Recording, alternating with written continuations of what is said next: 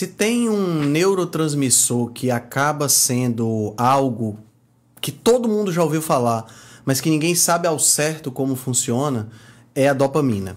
Eu tô lendo um livro extremamente interessante, chama-se Comporte-se.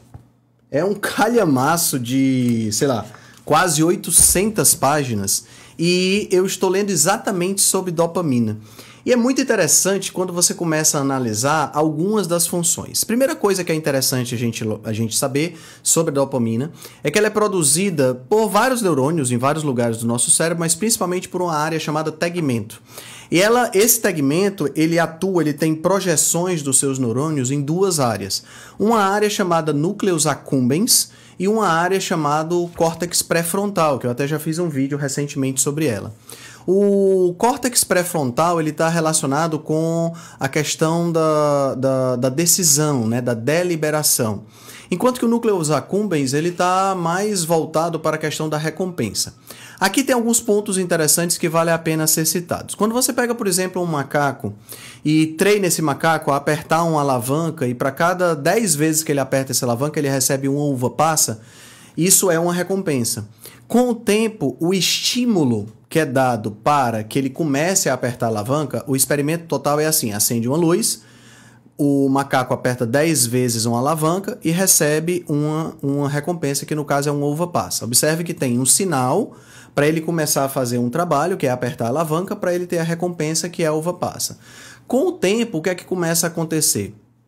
A recompensa, a liberação de dopamina, que antes era intensa quando ele recebia a uva passa e comia, ela passa a diminuir quando ele recebe a uva passa e passa a aumentar quando o sinal é dado. Ou seja, a antecipação libera mais dopamina do que a própria recompensa em si. E isso é muito interessante, eu vou já explicar para você o que é que acontece em relação à questão da alimentação. Outra coisa que é interessante também a gente notar é que quando há um grau de incerteza na recompensa, a liberação de dopamina é ainda maior.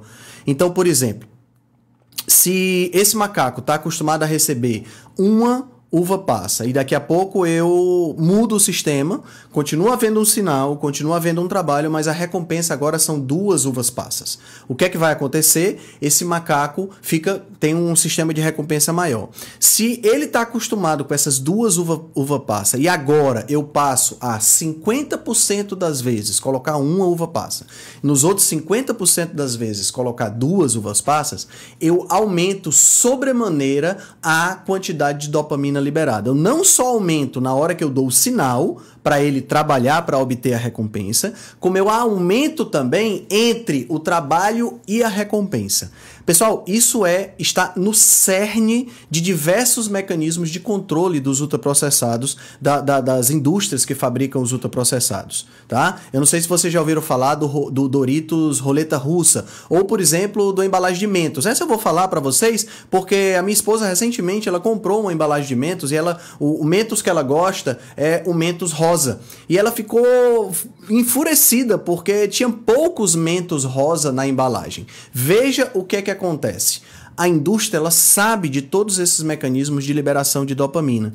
Então o que ela vai fazer é estimular a tua incerteza para que a liberação de dopamina seja maior, e essa liberação de dopamina sendo maior vai fazer com que você tenha uma vontade de comer ainda mais. Porque se tem uma coisa que nós temos hoje, que existe no nosso sistema de recompensa, é uma questão chamada de habituação.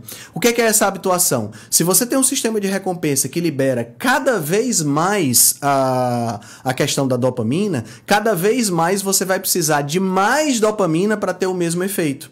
Então, o sistema de recompensa, por exemplo, um sistema de recompensa que tem a ver com o jogo, por exemplo, né? Você vai querer jogar cada vez mais. Um sistema de recompensa como esse, né, envolvendo aí o ultraprocessado, você vai querer cada vez mais ultraprocessado para ter o mesmo efeito, né? Então você junta a habituação, junta o efeito dopaminérgico da incerteza e junta com outro fator interessante. O núcleus accumbens também, ele pode se tornar resistente à insulina. Isso significa que você vai precisar de mais insulina para ter o mesmo efeito de recompensa, ou seja, você vai precisar de mais ultraprocessado. Soma esses 3 aspectos e você tem aí uma pessoa completamente viciada em ultraprocessados.